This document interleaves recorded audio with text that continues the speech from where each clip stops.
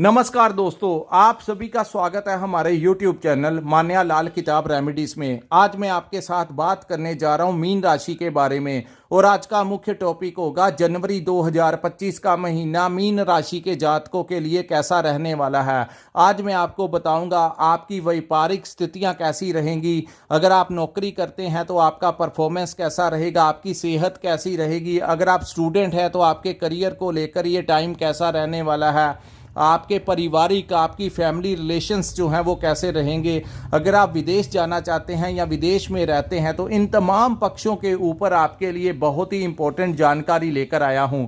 दोस्तों, ज्योतिष शास्त्र एक ऐसा माध्यम है जिसे हमें आने वाला जो कल होता है उसके बारे में पता लग जाता है। अगर तो ग्रह आपका फेवर करे तो हम आपको बता देते हैं कि ये समय आपके अनुकूल है, लेकिन अगर कुछ ग्रह आपका फेवर नहीं करें तब भी हम आपका मार्गदर्शन कर देते हैं कि वो ग्रह जिन भावों में बैठे होते हैं उनसे रिलेटेड आपको थोड़ा सा अवेयर रहकर थोड़ा पेशेंस रख के जो है वो चलना होगा। और सभी जानते हैं कि मीन राशि के ऊपर इस समय साढ़े सती का प्रथम चरण चल रहा है। पिछले सवा दो सालों से उन लोगों को ज़्यादा कष्टों का सामना करना पड़ा जिनके ऊपर शनि या राहु की महादशा या अंतरदशा चल रही थी। दोस्तों, आपने देखा होगा प्रथम चरण में मीन राशि के जातकों को इतना संघर्ष का सामना करना पड़ा कि अकेला अकेला वो भी रिश्ता जिनको आप कल तक अपना मित्र समझते, अपने भाई बंधु समझते थे, तो काफ़ी लोगों को वो पिक्चर क्लियर हो गई होगी कि जब संघर्ष का समय आता है तो कहते हैं कि अपना खून भी जो होता है वो सफ़ेद हो जाता है। लेकिन जो लोग संघर्ष के समय में क्विट कर जाते हैं, घबरा जाते हैं, वो लोग बाद में बड़ा पछताते हैं। लेकिन जो लोग संघर्ष के समय में अपने आप को अपना मनोबल बढ़ाते हुए आगे बढ़ते हैं, वो लोग किसी ना किसी मंजिल पे पहुंच जाते हैं। दोस्तों, आपको मैं यही कहना चाहता हूं कि ये जो संघर्ष है इससे आपने घबराना नहीं है। कहीं क्विट करके बाद में आपको ऐसा ना लगे कि अगर मैं थोड़ा सा और प्रयास कर लेता तो आज मेरी ज़िंदगी चेंज हो जाती। जो संघर्ष का समय होता है ईश्वर आपको इसीलिए देते हैं कि आपको पता लग जाए कि ज़िंदगी में सेल्फ डिपेंडेंट बन के ही चलना है, खुद अपने कर्मों से ही चलना है, किसी के सहारे ज़्यादा देर तक ज़िंदगी नहीं जी जाती। तो ये जो जब आगे जाकर जब यही ग्रह जिन्होंने आपको परेशान किया, समस्याएं खड़ी की, यही ग्रह आपका फेवर करेंगे तो उतनी ही तेजी से सब कुछ ठीक हो जाएगा जितनी तेजी से मीन राशि वालों के ऊपर संघर्ष का समय जो है वो आया था। लेकिन यहाँ पर एक पिक्चर आपको क्लियर हो गई कि कौन अपना है और कौन अपना नहीं है, क्योंकि जब समय अच्छा होता है तो सभी हमारे बन जाते हैं, लेकिन जब समय विपरीत आता है या कठिन समय आता है तो वही लोग जो कल तक हमारे दोस्त मित्र होते हैं अकेला अकेला अपना जो रंग है वो दिखा देता है। कसूर उनका नहीं होता दोस्तों, कसूर आपके ग्रहों की स्थितियों का होता है। लेकिन एक बात याद रखना, इस कठोर समय में भी जिस इंसान ने आपका साथ दिया उसका साथ आपने कभी जिंदगी में नहीं छोड़ना। वही आपका सच्चा मित्र है, वही आपका सच्चा भाई है। तो आइए जानते हैं कि जनवरी 2025 का महीना मीन राशि के जातकों के लिए यहाँ पर सबसे बढ़िया बात ये होगी दोस्तों जनवरी के महीने में कि शुक्र और शनि की युति बन जाएगी और उन लोगों को इतना फायदा होगा जो लोग विदेश में रहते हैं, जो लोग विदेश जाना चाहते हैं, जो लोग इंपोर्ट एक्सपोर्ट का काम करते हैं, मल्टीनेशनल कंपनी में काम करते हैं, फिल्म लाइन में काम करते हैं, जिन लोगों का कार्य शुक्र के साथ रिलेशन में है, उन लोगों को सोशल मीडिया के साथ जुड़े हुए उन लोगों को बेतहाश फायदा जो है इस जनवरी 2025 के महीने में मिलता हुआ नजर आ रहा है। स्त्री पक्ष से आपको कोई बड़ा लाभ जो है इस समय मिल सकता है। आइए बात करते हैं दोस्तों आपके लगन भाव में बैठे राहु की। राहु जो है आपके लगन भाव में बैठे हैं। यहां पर राहु जब भी लगन भाव में बैठते हैं तो दोस्तों इंसान की जो सोच होती है उसको डबल माइंडेड कर देते हैं और ज्यादातर ये इंसान को नेगेटिव माइंडेड कर देते हैं। यानी कि कोई भी काम करना हो पहले आपके दिमाग में नकारात्मकता जो है वो हैवी होनी शुरू हो जाती है। और यहां पर भी मैं आपको कहूंगा 3 महीने पश्चात राहु यहां से निकल जाएंगे। अप्रैल के महीने में जो गोचर होगा राहु यहां से निकल जाएंगे, फिर स्थितियां ठीक हो जाएंगी। लेकिन राहु यहां पर बैठे हैं तो बेमतलब का रात के समय डर जो है वो कुछ लोगों को महसूस होता होगा कि आने वाला जो कल है वो ठीक होगा या परिस्थितियां ऐसी रही रहेंगी। उसका मुख्य कारण राहु है। और यहां पर राहु जब आते हैं तो किसी ना किसी प्रकार की एडिक्शन दे जाते हैं। आपने प्रयास करना है कि इसके बहकावे में मत नहीं आना, किसी भी प्रकार के नशे का सेवन आपको नहीं करना, अन्यथा ये आपको एडिक्टेड करके वैसी ही लत लगा सकता है। सो जितना हो सके आपको ये टाइम आपके लिए उचित नहीं होगा नॉन वेज खाना या ड्रिंक वगैरह करना या किसी भी प्रकार के नशे का सेवन करना आपके लिए अच्छा नहीं होगा। राहु और ज्यादा प्रॉब्लम क्रिएट करेंगे।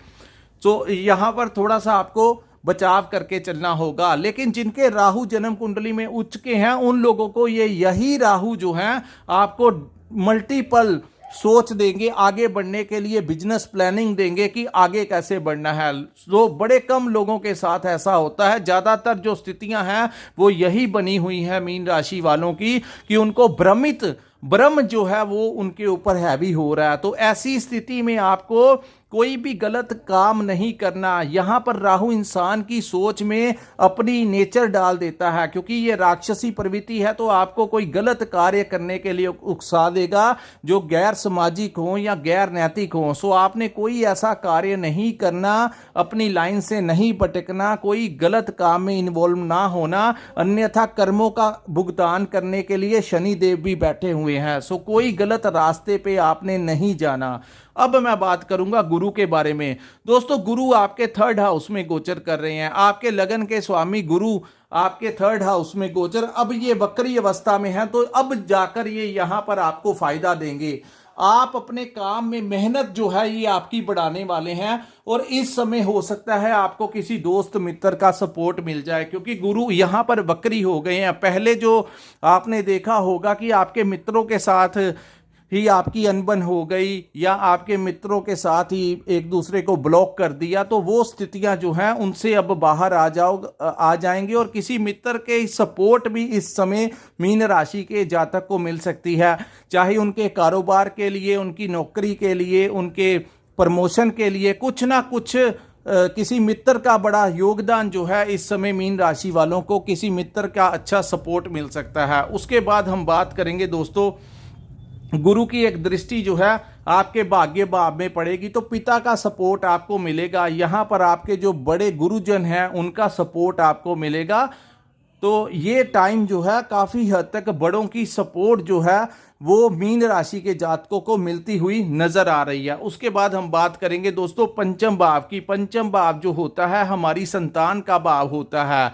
यहां पर मंगल बैठे हुए हैं, लेकिन मंगल यहां पर आपके नीच भाव में बैठे हुए हैं, क्योंकि मंगल जो है वो कर्क राशि में उनका गोचर है और ये जनवरी के महीने में भी यहां पर वक्री अवस्था में बैठे रहेंगे। सो पंचम भाव जो है हमारी संतान का भाव है। हालांकि यहां पर आपको संतान प्राप्ति के योग जो हैं ये 15 जनवरी के पश्चात जब सूर्य की दृष्टि 7वीं दृष्टि यहां पर पड़ेगी तो आपको संतान प्राप्ति के योग बनेंगे। लेकिन अपनी संतान के को लेकर मीन राशि के जातकों की चिंताएं जो हैं वो बनी रह सकती हैं। संतान की हेल्थ को लेकर, उनकी पढ़ाई को लेकर, उनके बिजनेस को लेकर, उनकी नौकरी को लेकर कुछ ना कुछ तनाव की स्थितियां जो हैं वो मीन राशि के जातकों के बनी रह सकती हैं। दूसरा, यहां पर इस भाव को हमारी इंटेलिजेंसी का भी भाव कहा जाता है। सो कोई भी काम आपको जल्दबाजी में नहीं करना। कोई बड़ी इन्वेस्टमेंट करने के लिए ये टाइम उचित नहीं है। कोई शॉर्ट टर्म पीरियड में इन्वेस्टमेंट करने के लिए टाइम नहीं है। यहां पर आपकी अपनी संतान के साथ भी विवाद की स्थितियां हो सकती हैं। सो जितना हो सके अपनी संतान के साथ नहीं उलझना और उनकी उनके साथ आप जितना हो सके प्यार से उनको डील कीजिए। अगर वो कोई गलती भी करते हैं तब भी आप उस गलती को इग्नोर कीजिए, क्योंकि ये ग्रहों का प्रभाव है, टेम्परेरी प्रभाव के पश्चात सब कुछ ठीक हो जाएगा। सो ये उचित समय नहीं होगा अपनी संतान के साथ किसी विषय को लेकर विवाद करने का, अन्यथा वो विवाद जो है वो बड़ा रूप धारण कर सकता है।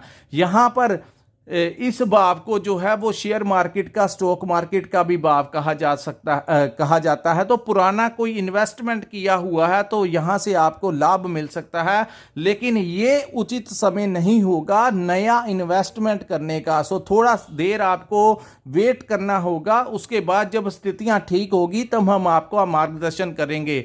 लेकिन अगर आपने किसी जगह पैसा लगाना है तो लॉन्ग टर्म पीरियड में लगाना, कोई शॉर्टकट का रास्ता नहीं अपनाना, क्योंकि राहु की भी पंचम दृष्टि मंगल के ऊपर रहेगी।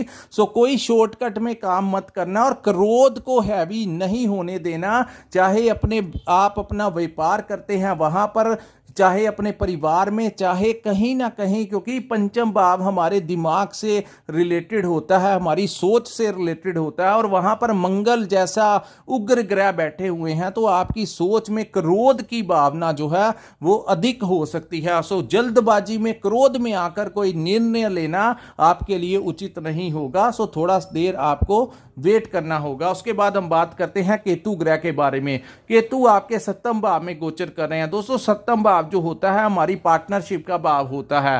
पार्टनरशिप अकेला बिजनेस पार्टनरशिप ही नहीं होता, यहां पर आपको अपने जो हमारी मैरिज पार्टनर है, पति पत्नी जो है वो भी एक पार्टनर ही है, लाइफ पार्टनर है, हमारा लव पार्टनर है। तो यहां पर उनके साथ, क्योंकि पंचम भाव को लव लाइफ का भी भाव कहा जाता है, तो वहां पर उनके साथ किसी प्रकार की बहस हो सकती है। सो आपको इग्नोर करना होगा। अगर आप रिलेशन में लंबा जाना चाहते हैं तो उनकी छोटी छोटी बातों को लेकर आपको इग्नोर करना होगा। यहां पर बात करते हैं केतु की, तो यही गुरु की अब दृष्टि जो है, वक्र दृष्टि केतु के ऊपर पड़ने से जिन लोगों के घर में समस्याएं आ रही थी, जिन लोगों की डिवोर्स तक की नौबत पिछले कुछ महीनों में आपने देखा होगा कि घर के हालात जो थे वो बड़े नाजुक हो चुके थे, अब पति पत्नी के रिलेशन में दिक्कतें आ रही थी, क्योंकि एक तो 7.5 का प्रभाव था, दूसरा केतु जो है वो आपके 7th हाउस में है। तो अब गुरु की जो दृष्टि यहां पर पड़ रही है, इसने आपके घर में काफी ज्यादा जो समस्याएं हैं उनसे आपको बचा लिया। सो जनवरी के महीने में घर में जो तनाव था वो तनाव कम होगा, और गुरु की कृपा से केतु का जो दुष्प्रभाव था उसमें काफी हद तक लगाम जो है वो लग जाएगी। लेकिन ये उचित समय नहीं है पार्टनरशिप में काम करने का, क्योंकि केतु अभी भी यहां पर विराजमान है। तो कोई नई पार्टनरशिप नहीं करनी, किसी के साथ कोई नया बिजनेस शुरू नहीं करने के लिए उचित समय नहीं है। दूसरा, किसी प्रकार के लालच में आपको नहीं आना। तो दोस्तों, यहां पर अगर आप किसी लालच में आते हो तो आपके धन का नुकसान करवा सकते हैं। सो आप, ये उचित समय नहीं है किसी कोई आपको लालच दे कि आपके पैसे डबल हो जाएंगे या आपके पैसे ट्रिपल हो जाएंगे, तो उस कार्य में तो खास करके पैसा नहीं लगाना, वो आपका एक भ्रम होगा। तो इन चीज़ों को लेकर आपको थोड़ा सा अवेयर रहने की ज़रूरत होगी। उसके बाद हम बात करेंगे सूर्य और बुध की। दोस्तों, सूर्य बुध आपकी कुंडली में, बुध जो है वो 7 जनवरी को यहां पर आ जाएंगे, धनु राशि में प्रवेश कर जाएंगे और आपके 10वें भाव में आ जाएंगे। ये काम आपके व्यापार के लिए बड़ा अच्छा होगा। जो लोग व्यापार करते हैं उनके लिए नए क्लाइंट्स उनको आ सकते हैं, उनके लिए सूर्य बुध जो हैं आपको अति शुभ परिणाम देंगे। समाज में आपको कोई कहीं पर आपको ऑनर मिल सकता है। अगर आप किसी राजनीतिक पार्टी के साथ जुड़े हैं तो आपको डेजिग्नेशन मिल सकता है। सूर्य के प्रभाव से जो लोग सरकारी नौकरी करना चाहते हैं उनको सरकारी नौकरी मिल सकती है। अगर आप कोई सरकारी जगह नौकरी करते हैं तो आपका प्रमोशन हो सकता है। डजंट मैटर आप सरकारी करते हैं या प्राइवेट करते हैं, सूर्य जब 10वें भाव में गोचर करते हैं तो जनवरी के मिडिल ऑफ द मंथ से पहले आपने को मीन राशि के जात को जिनकी प्रमोशन अटकी हुई थी लंबे समय से, उनको प्रमोशन होने के बड़े ज़्यादा चांसेस हैं। सो सूर्य यहाँ पर आपके सभी वो कार्य आपके पिता का आपको सपोर्ट दिलाएंगे। सूर्य को राज दरबार का कारक कहा जाता है, ग्रहों का राजा कहा जाता है। दसम भाव में जब सूरज आते हैं तो इंसान को कोई नई पहचान दिला देते हैं।